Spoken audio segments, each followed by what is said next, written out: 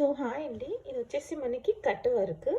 So cut work నేను two side పాదం కాకుండా వన్ సైడ్ పాదం కాకుండా సో పాదం తీసేసి మొత్తానికి మనకి మొత్తానికి పాదం తీసేసి వేస్తే చాలా బాగా వస్తుంది. సో మీరు కూడా ట్రై చేయండి. కట్ వర్క్ అనేది మనకి ఈ వి ఉంటుంది కదా, చూసారు కదా, ఈ వి యాంగిల్లో కరెక్ట్ వస్తుంది. సో ఇలా చేస్తే చూడండి, ఇప్పుడు నేను చేస్తున్నాను.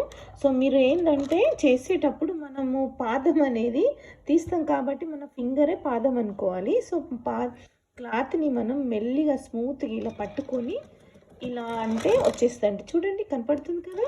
సో ఇలా అని మనకి కరెక్ట్ ఇవి దాంట్లో వచ్చేస్తుంది. సో ఇలా మెల్లిగా చేసుకోండి. కట్ వర్క్ అనేది మనం చాలా జాగ్రత్తగా చేయాలి.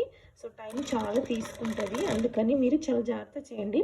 పాదం లేదు కాబట్టి మన 2 ఫింగర్స్తో క్లాత్ని ఇలా అంటే మీకు వచ్చేస్తుంది. కొంచెం ప్రాక్టీస్ ఉండాలి. సో ఇలా వచ్చేస్తే చాలా బాగా వస్తుంది. చూడండి, ఇలా అనేసి ఇలా అనాలి, క్లాత్ని టైట్గా పట్టుకోవాలి. వచ్చింది కదా.